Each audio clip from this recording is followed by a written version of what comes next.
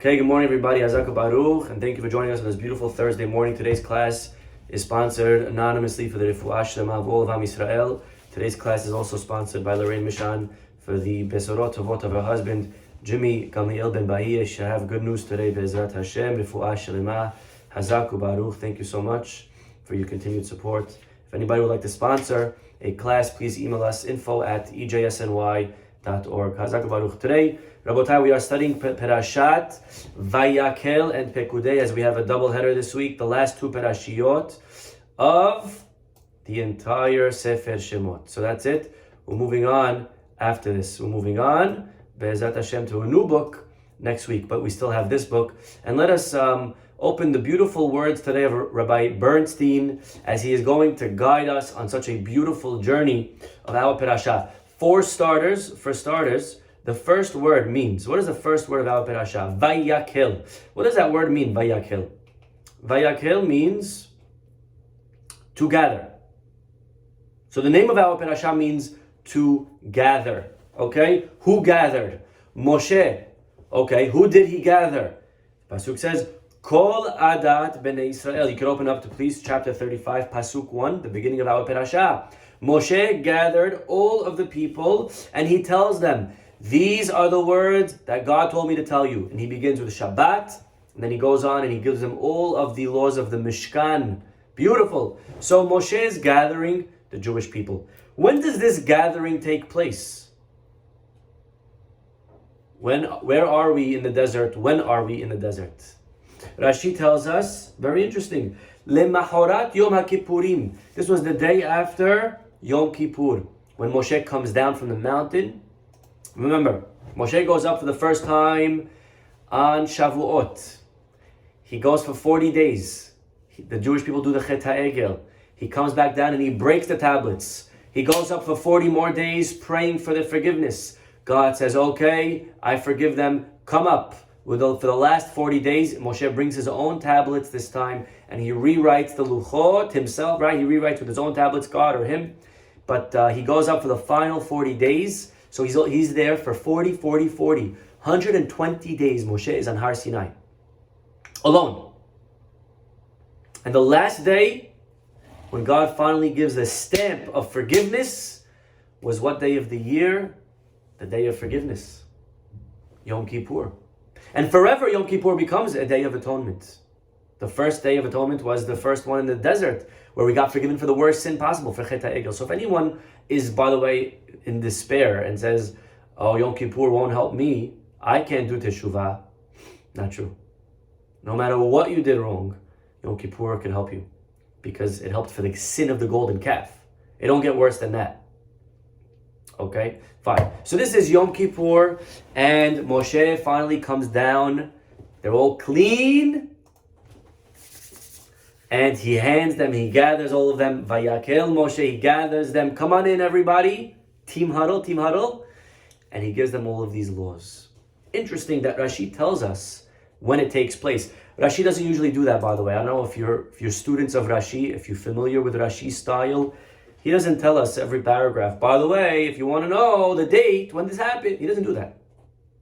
Yet here Rashi tells us when it happened. And the question is why? And I don't want to spend too much time on this because it's not the main point of today's class. But it's something very interesting that I enjoyed, and I hope that you will as well. And that is as follows. Who is the most humble person ever? Please write your answers on the side if you dare. Give it a couple of seconds. I'm going to say Baracha. Do not answer Amen if you're listening to a recording, please. Baruch atah Adonai Eloheinu melech haolam shehakol nihiyeh b'dvaro. Most humble person ever. Anybody? Okay.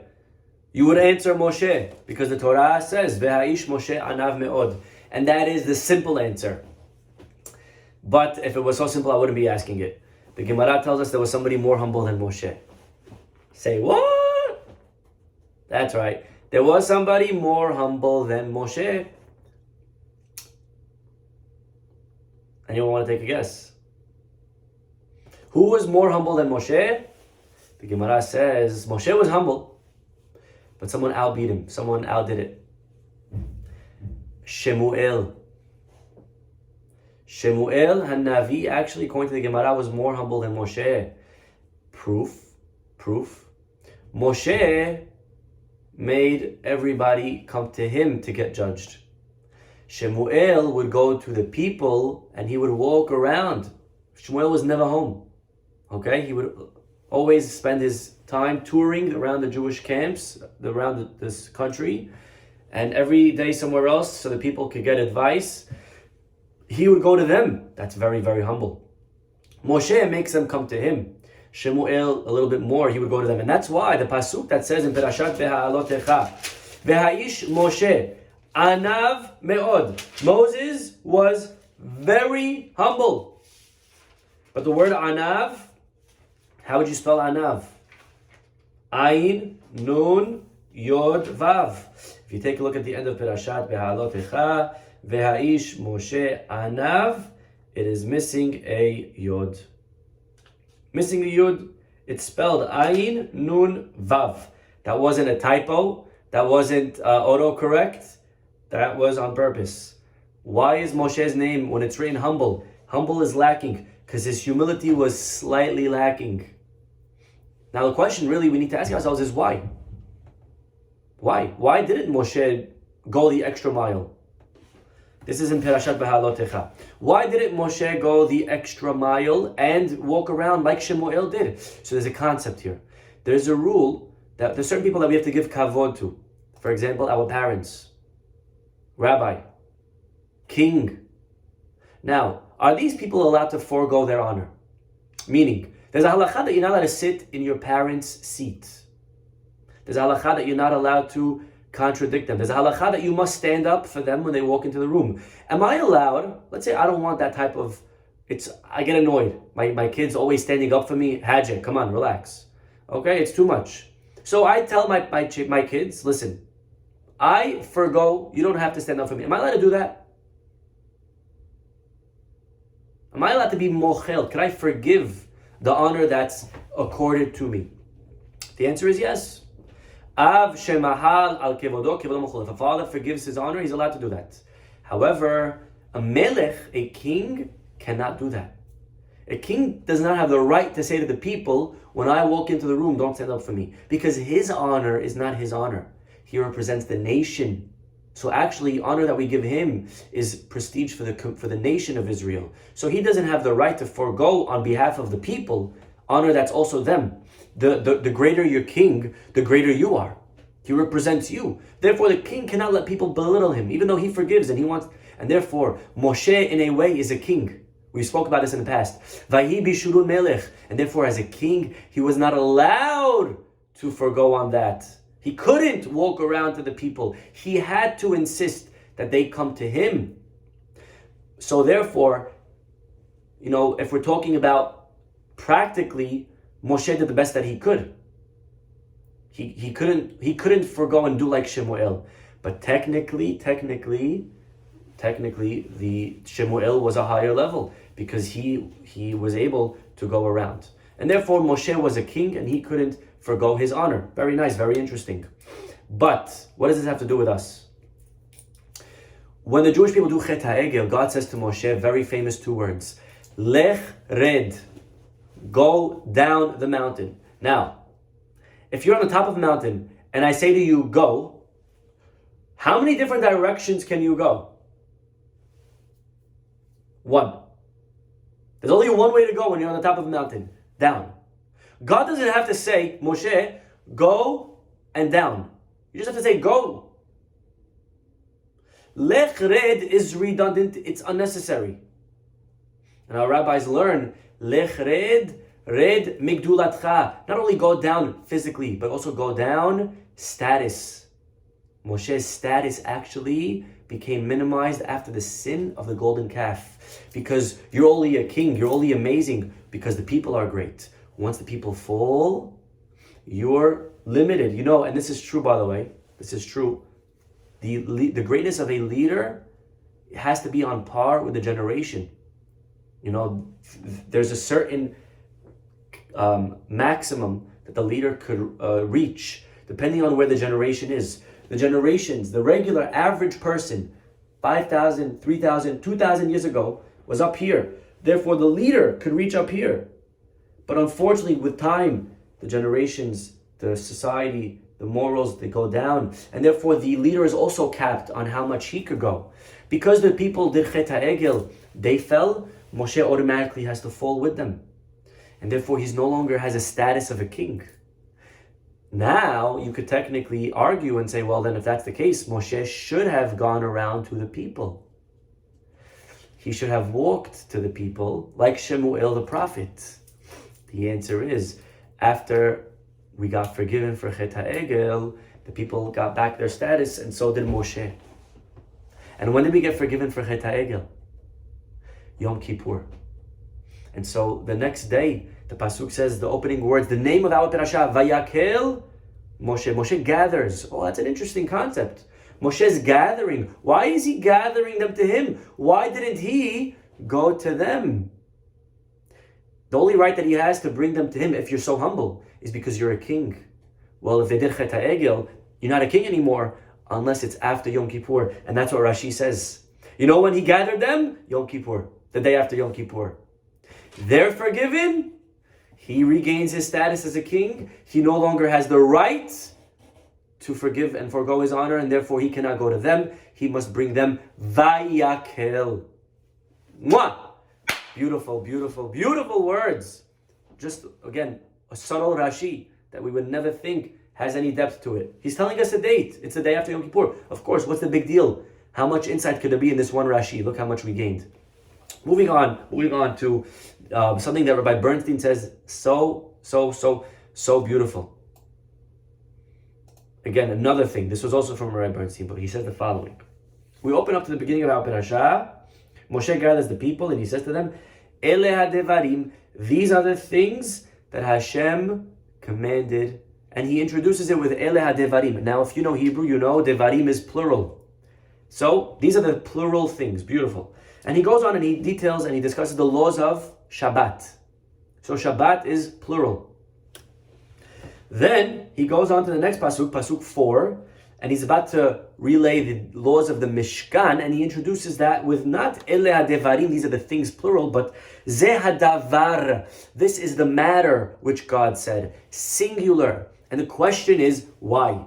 Why, when it comes to Shabbat, we're introduced with a plural, devarim. When it comes to the Mishkan, it's introduced with davar, singular. And to understand this, Rabbi Bernstein takes us to a very beautiful Meshech Chochmah, big rabbi, and he says that there is one more question. Last week, the laws of Mishkan and Shabbat were discussed, but what came first, Mishkan or Shabbat? Last week, Mishkan came first and then Shabbat. This week, again, Shabbat and Mishkan, but this time, Shabbat is first, like we just read. Pasuk 2 and 3, Shabbat. And then the remainder of the Parashah deals with the Mishkan. And the question again, why is the order reversed? A very famous question, a question that we discussed earlier this week that we gave a few answers to, but which today we can maybe give a new insight and a new thought. The Pasuk tells us, back in Parashat Mishpatim, chapter 22, Pasuk 30. Anshe Kodesh Tihyun Li. People of holiness shall you be to me. Okay, so God says He wants us to be Kodesh. Okay, that's a nice thing. Later on in the Torah tells us, Am Kadosh Ata. You are a holy nation. Now, at first glance, these may seem like the same exact. Be for me a holy people, Anshe Kodesh, do you lead? And Am Kadosh, you are a holy people. However, in Hebrew, in English we translate it the same. Kadosh and Kodesh. Holy and holy. But in Hebrew, it's a little bit different. Kodesh and Kadosh. Is there a difference between Kodesh and Kadosh? Again, translated holy, holy. But in Hebrew, there is a difference. Kodesh is a noun. It describes the fact that I am associated with holiness. That's Kodesh. You have to maybe write this down. Kodesh. And let me ask you this. Which one's a higher level, Kodesh or Kadosh? If I say you're Kodesh or if I say you're Kadosh, what's the difference? Kodesh, again, I'm associated with holiness. Kadosh is an adjective. It describes the essence of the person. The person himself is intrinsically a holy entity. Kadosh is holier. To be Kodesh means to be associated with holy things. To be Kadosh means you are intrinsically a holy person. I'll give you an example. I could make Kadesh an animal to the Bet HaMikdash, and I say this animal is going to become holy and it's going to be brought as a sacrifice one day. That animal is Kadosh. It's intrinsically holy now. On the other hand, I could donate $10,000 to the Bet HaMikdash, and the money will be used to purchase an animal.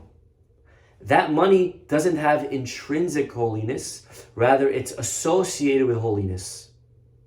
You could take the money, you could redeem it, you could exchange it, you could sell it, you could buy it, you could do something with it. But the money itself does not have the Kedusha inherent. The Kedusha could leave. It could be exchanged. It's like, imagine a box, okay? The Kedusha could be either on the box or part of the box. Kodesh is it's on the box, but it could be exchanged and go somewhere else. Kadosh means it's part and parcel, one with the box, and it can never leave. What does this have to do with Chet HaEgel? Well, when the Jewish people do Chet HaEgel, God says, let me exchange them. Let me trade them. I'm done with the Jewish people. Moshe, let's start over. Me and you. That means that the people were Kodesh. They were associated with holiness, but it wasn't part of them as a people.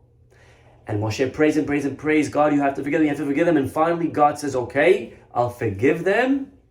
And now they become, and Moshe stresses, he stipulates, not only forgive them, but never exchange them for another people.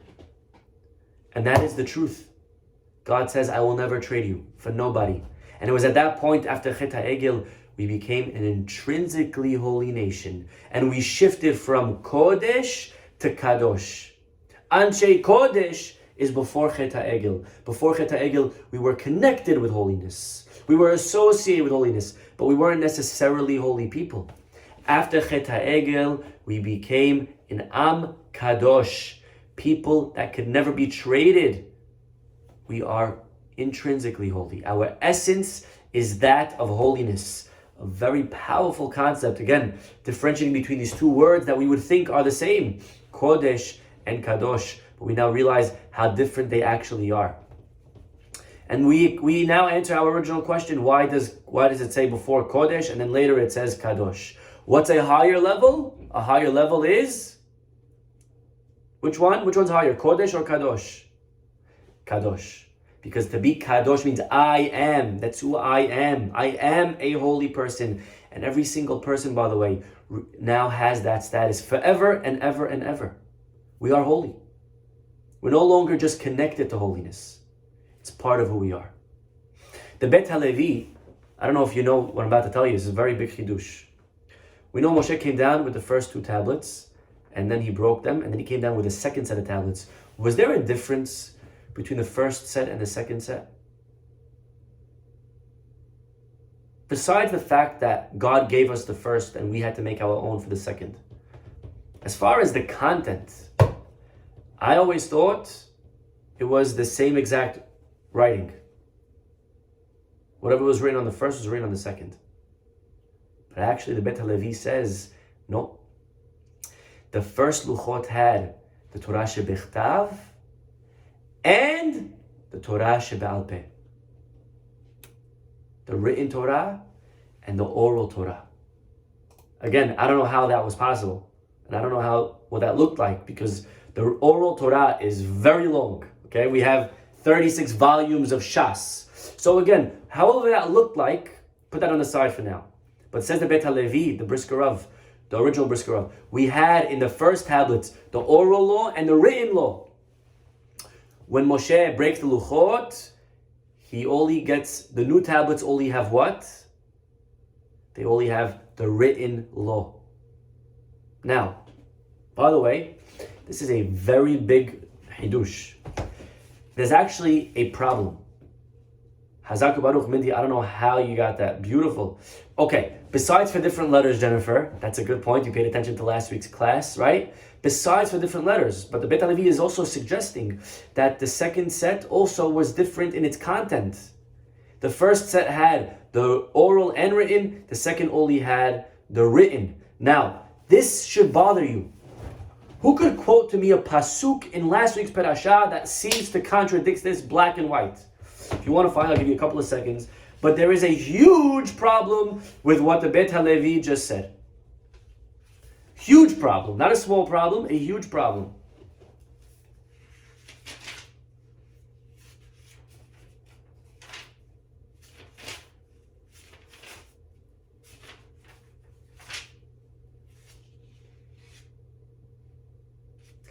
Chapter 34, please open up, Pasuk 1.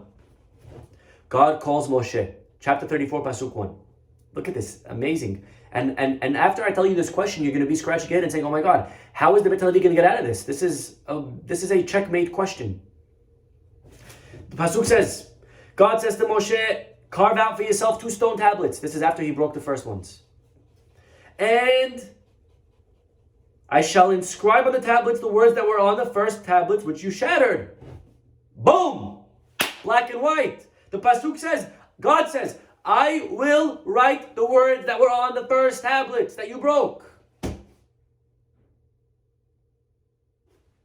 God's clearly saying that the same ones that were on the first was going to be on the second. What is the Beit HaLevi? If you have an answer for me right now, bagel hole on the house. Okay, I'm going big today. I'm going large. Bagel hole on me. Or pizza time, whatever you like. How could it be Beit HaLevi is saying something that's going against a black and white pasuk? The answer, says the Beit HaLevi, something phenomenal. Moshe Rabbeinu gets down the mountain, he sees the egel. And he's about to break them, right? But right before he breaks the tablets, the Midrash says, pizza time it is, Jack. Right before he breaks the grandma, right? The grandma slice. Right before he breaks the tablets, what happens? The Midrash tells us that the letters flew into the air. Which letters? What do you mean? The letters of the tablets? No. Some of the letters, specifically the ones that made up the oral Torah. That means, imagine these are the luchot. On here is written a lot of things. Again, I don't know how big these luchot could have been to have so much written on it, but whatever it is. There was the Torah shebichtav, or maybe a summary of it, like the 10 Commandments, and then there was the Torah sheba'al peh. Again, maybe a summary, or maybe the entire thing, but whatever that looked like. There was the written Torah and the oral Torah. Moshe sees the egel, and the letters fly off the tablets. You know which letters flew off? The letters of the oral Torah. But the letters of the written Torah stayed. When Moshe breaks the tablets, what's left? It no longer has both Torah. It only has the Torah shebichtav. God says to Moshe, come up and I'm going to rewrite the same exact things that were on the tablets that you broke. Asher shibarta. Time out. We know Moshe broke them. Why does God have to rub it in his face? God's saying, we're not going to rewrite everything that was on it. We're only going to rewrite what was on it when you broke it. What was on it when you broke it? The written Torah. That's what we're going to rewrite. So the repository of the oral Torah before was the luchot. What's the new luchot? What now becomes the repository? Where are the luchot, the Torah sheba'al peh? Where is that going to now be written? Till now it was written in the luchot. God says no more. Now the luchot will only be the written Torah. So then where's the oral Torah going to be?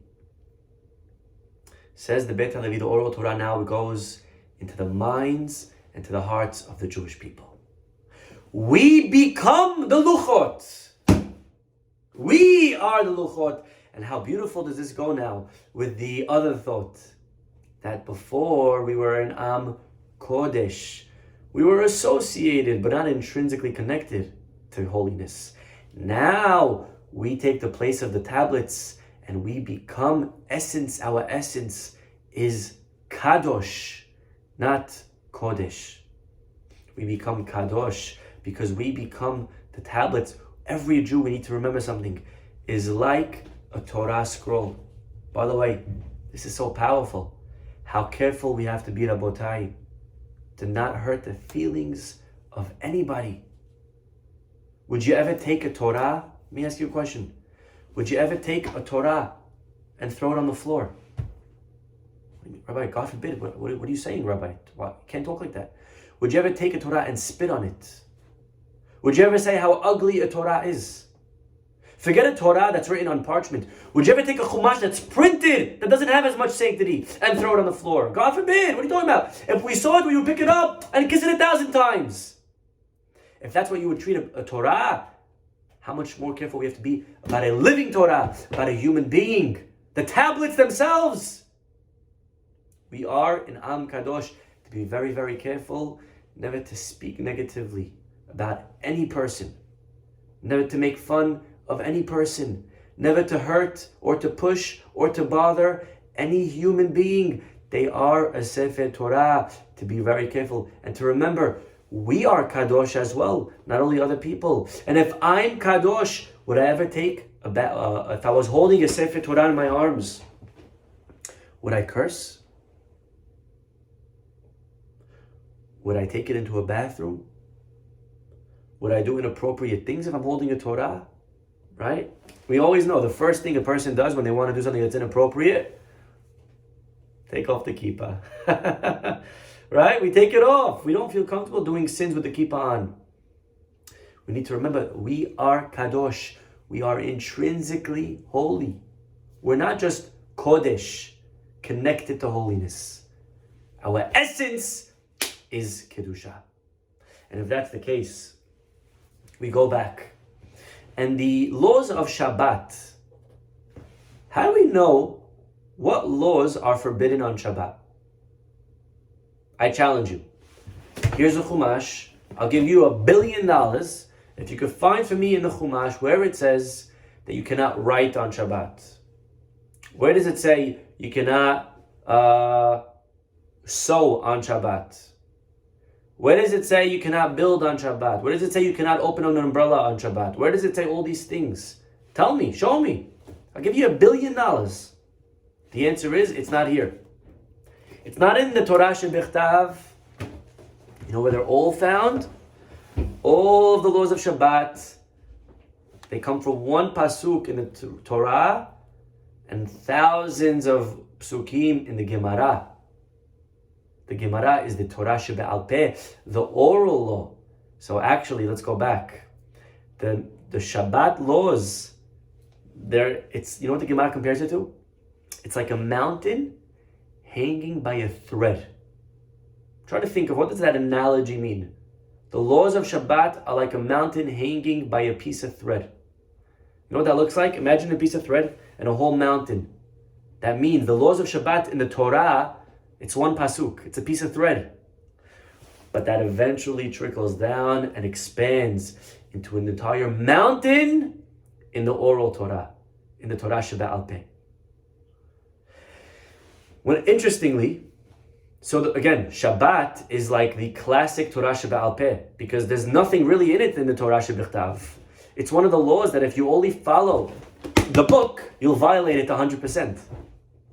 The Mishkan is the exact opposite. The Mishkan was written out to the T, detail after detail in the Torah Shebichtav, what to do. There's nothing in the Torah Shebe'al Peh about the Mishkan. It's all in the written book. So Shabbat could be, I guess, the quintessential Torah Shebe'al Peh. Mishkan is the quintessential Torah Shebichtav. Does that make sense? Now, if that's the case, the Jewish people become Anshe Kodesh, Am Kadosh, people that are just associated to holiness, but the Torah is not really in them. The Torah is in the Luchot. To Am Kadosh. Now the Torah becomes on us. We are the Torah. We are the new Luchot. Every time you see a Jew now, you should kiss them. Be careful if it's Corona, maybe not. But a Jew is a walking Sefer Torah. To have respect for every Jew. To love every Jew like we would a Torah. You're a Jew, and I love you just for that. You're holy. You didn't have to do anything. The Torah is written on your heart. Amazing, amazing, amazing. And therefore, we go from Kodesh to Kadosh, from Torah Sheba'al Peh on the tablets to Torah Sheba'al Peh on us. And if that's the case, we become the new Torah Sheba'al Peh. And if that's the case after the Egel, we are the people that represents Torah Sheba'al Peh, just like Shabbat represents Torah Sheba'al Peh.